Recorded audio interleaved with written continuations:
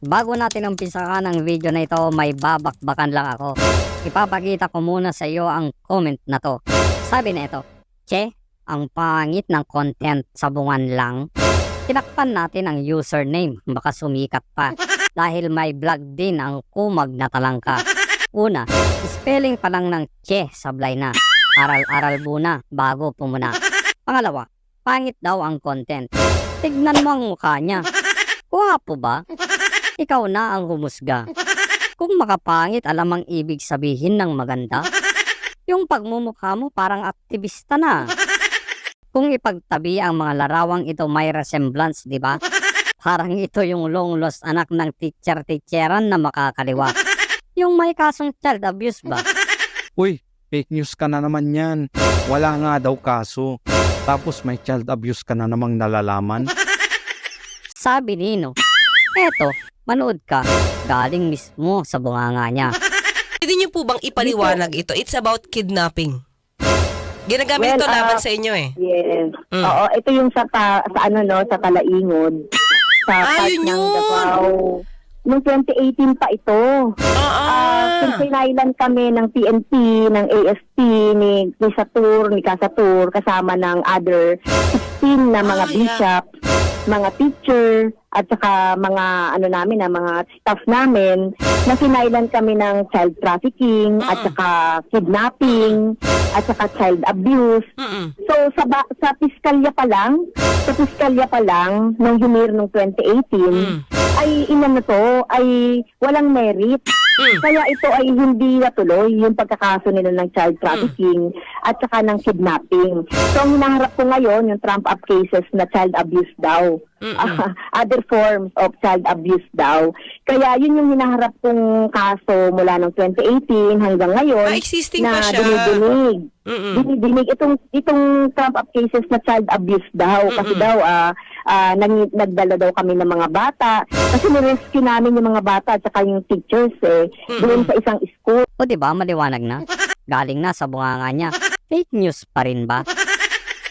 Balik na tayo sa kumag na mukhang talangka. Sabi mo may vlog din siya. May channel din ba? Oo, meron pala. Ito ang channel niya.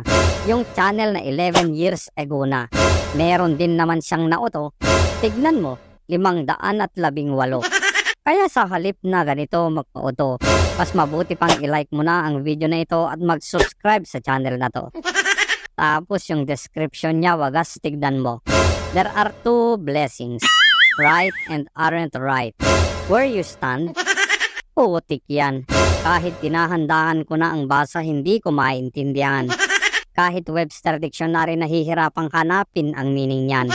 Tapos ikaw ang magsasabing sa bunga ng content ng channel na to, pangit daw ang content. Eh yung content mo maganda. Tignan mo yung upload mo. 2 taon na, 9 lang ang views na nakuha. Baka nga ikaw lang din ang nanood sa sarili mong video sa 9 na nakuhang views nito. O diba ang pogi?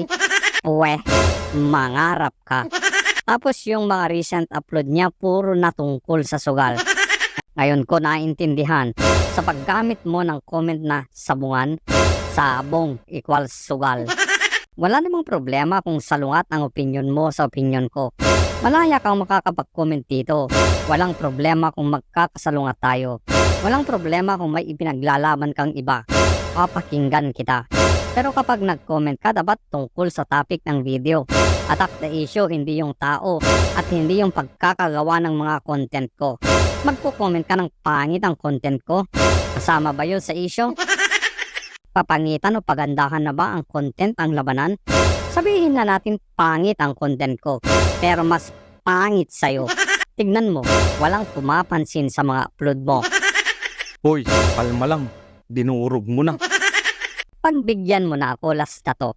Alam mo, halata ka naman sa kabila ka kumakampi. Kung ayaw mo sa content ko, edi simple lang, chupi. Ulitin natin, edi simple lang, chupi. Lilinawin ko sa'yo, kumag ka. Ang channel na to kay VP Sara kumakampi. Ipaglalaban ng durugan, pero hindi bastusan. Malamang nasasaktan ka sa mga real talk kong pananalita. Alam mo, masakit ang real talk lalo na kung tama. Ang daming nagko-comment ng fake news daw at bayaran ang channel na to. Ang lagi kong comment, asan ang fake news dyan? Pakibanggit naman. Kadalasan walang reply yan. Kadalasan binubura ang comment nila kasi napahiya na. Yung ibang reply naman, lahat ng laman ng video mo fake news yan. Uulitin ko na naman ang reply. Asan nga dyan? Pagkatapos niyan, evaporate na sila niyan at wala nang replyan. Bayaran daw ang channel na to. Saan ang ayudahan at pupuntahan ko? Ganyan kababaw ang mga kalaban ni Bibi Sara. Yung merong silang ibabanat pero kapag sumagot ka, tameme na sila. Paano? Wala nang ibang maibato. Yung confidential fund, tinanggal nyo. Diba yan ang pinandikdik nyo?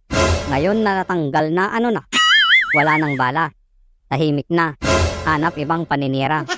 Pinakalkal ni Castro yung confidential fund sa Davao nung mayora pa doon si Sara. Tignan mo gaano kababaw. Yung nagdaang panahon kinalkal na nila. Yung tapos na ang audit ng COA sa pondo na yan, tapos na. Pero gustong pagbuksan ulit? Meron bang red flag sa confidential fund ng Davao? Wala. Kaya ibig sabihin maayos ang pagkagasta. Itanong mo pa sa mga Davaoenyo at Davaoenya. Bakit pinabubuksan pa? Kasi nga ubos na ang bala nila. Yung first wave pa lang ng kalaban, lahat ipinutok na nila. Hindi nila alam na malayo pa ang totoong gera sa 2028 pa. Ikaw din daw, kinalkal mo yung nakaraan ni Iska. Hindi yun nakaraan. Dahil may kaso pa siyang kinaharap patungkol dyan. Kaya present pa yan at hindi nakaraan. Bumaba ang ratings ni BP Sara, oo. Totoo kung survey ang basehan. Pero 70%, aba napakataas pa rin yan. Bebelat, si Martin o mga at... Diyan nga ako takang-taka paano tumaas ang rating niya. Muhing-muhi ang mga tao sa kanya. Bebelat, si Kimbo o mga at... Alam mo ang napansin ko? Yung mga tumira sa VP Sara ko, nagtalunan ng ratings nila at sa tingin ko rin, baka mga congressman na naging respondents ng mga survey na to Yung sila ang nagtanungan, yung sarili nila ang pinapaniwala nila na ang trust and confidence ng madla nasa kanila pa. Ilabas nyo ang mga resibo nyo sa paggastos ng pera ko. Nililihis nyo ang issue. Diyan kayo magaling, yung pinaglololoko nyo ang mga Pilipino. In the end, kahit bumababa ang rating ni BP Sara, ito ang sampal sa kanila. Si BP pa rin ang pinakamataas sa kanila. Yun ang walang duda. Bumaba na si VP Sara pagkatapos ng mga paninira sa kanya. Pero alam mo ang nakakatawa? Hindi pa rin nila napabagsak ng bongga. 70% ng mga Pilipino nagtiwala sa vice-presidente ko. Sapat na yon para sa susunod na hanalan manalo na tayo. Let's go, VP Sara. Let's go for president.